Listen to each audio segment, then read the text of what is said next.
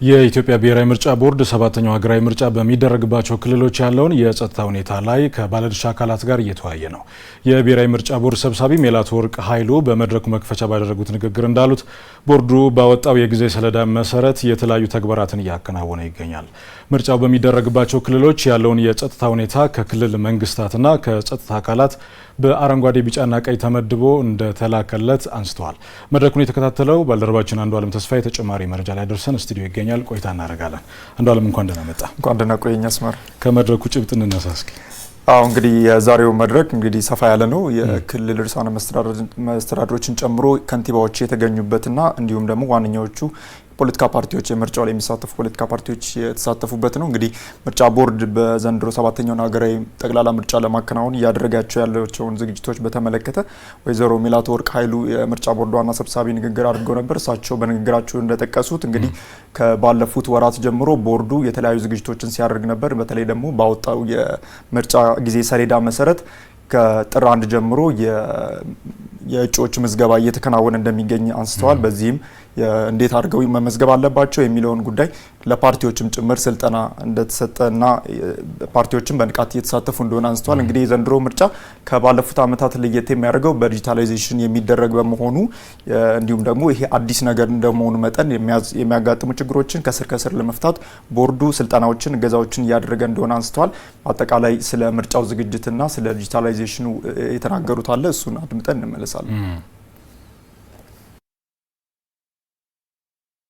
እጩዎች ድሮ ምርጫ ክልል ድረስ በመሄድ ሰነዳቸውን ይዘው ነበር ምርጫ ለመሳተፍ ምዝገባ የሚያደርጉት።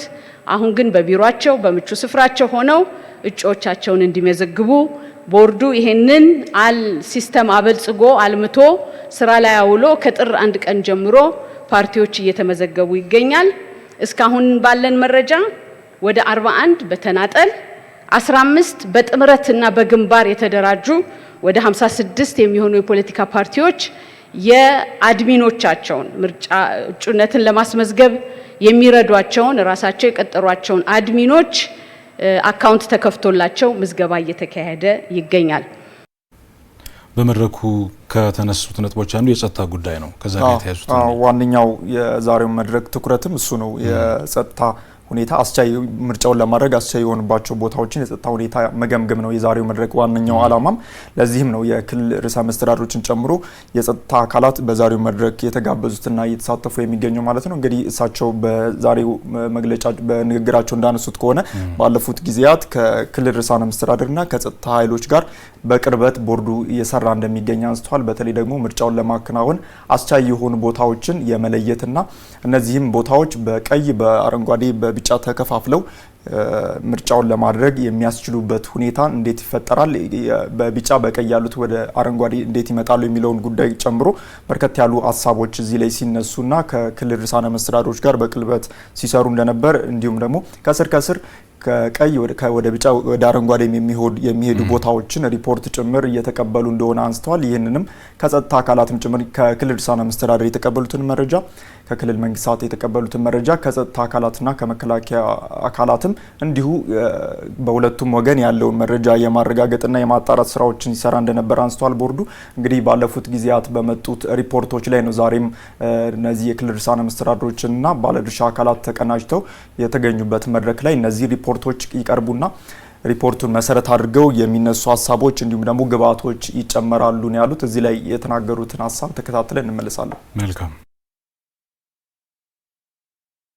ከክልል መንግስታት በየቦታው መሬት ላይ ያለው የጸጥታ ሁኔታ ምን ይመስላል የሚለውን በአረንጓዴ፣ በቢጫ፣ በቀይ ተመድቦ እንዲላክልን አድርገናል።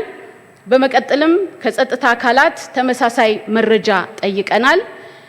ስለዚህ ሁለቱ አካላት የጸጥታ አካላትና የክልል መስተዳድሮች አንድ ላይ ሆነው ኢንቴግሬት አድርገው ተናበው ዛሬ ለምንወያይበት የዚህ የጸጥታ አሴስመንት ዝግጁ አድርገውልናል። በተከታታይ እየተገናኘን እየተወያየን ሁላችንም ሰባተኛው አገራዊ ምርጫ ነፃ፣ ፍትሃዊ፣ ገለልተኛ የተሳካ አገራችንን ኢትዮጵያ ወደፊት የሚያስቀጥል ምርጫ እንዲሆን የሁላችንም ኃላፊነት ግዴታም ጭምር ነው።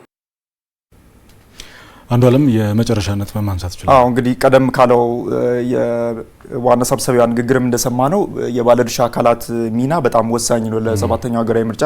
ቦርዱ እንግዲህ ምርጫ የማስፈጸም ኃላፊነት ነው ያለው። የምርጫ አካላት ባለድርሻ አካላት ደግሞ በዚህ ውስጥ በምርጫ ውስጥ ዋነኛ ተዋናይ እንደመሆናቸው መጠን ሁሉም አካላት በዚህ ውስጥ ያሉ አካላት ባለፉት ወራትም ሲደረግ እንደነበረው የዛሬውን ጨምሮ ከነሱ ጋር ውይይቶች ሲደረጉ ግብዓቶች ሲሰባሰቡ የነበረው ዋነኛው ዓላማ ምርጫው ስኬታማ፣ ግልጽና ታማኒ እንዲሆን ለማድረግ ነውና እነዚህ ባለድርሻ አካላት እንግዲህ አሁን ምርጫው እስከ መጨረሻው የድምጽ መስጫ ቀን ድረስ የድርሻቸውን እንዲወጡ ለምርጫው ስኬታማነትና ኢትዮጵያ እንድታሸንፍ የበኩላቸውን ሚና እንዲወጡ በትልቁ አሳስበዋል ማለት ነው። አንዱ ዓለም ተስፋዬ ለመረጃ በጣም አመሰግናለሁ። በጣም አመሰግናለሁ።